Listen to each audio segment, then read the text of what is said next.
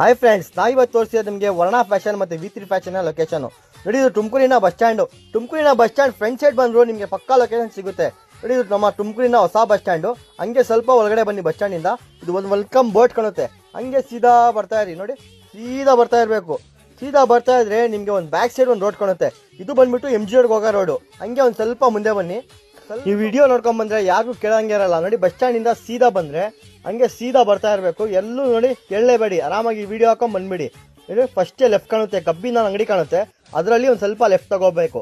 ಸ್ವಲ್ಪ ಲೆಫ್ಟ್ ಒಂದು ಸ್ವಲ್ಪ ಮುಂದೆ ಹೋದ್ರೆ ಇದು ನಮ್ಮ ಫಸ್ಟ್ ಬ್ರಾಂಚ್ ಲೊಕೇಶನ್ ನೋಡ್ಕೊಳ್ಳಿ. ಸ್ವಲ್ಪ ಮುಂದೆ ಹೋಗಿ ರೈಟ್ ತರ ಒಂದು ದಾರಿ ಕಾಣುತ್ತೆ ಒಳಗಡೆ.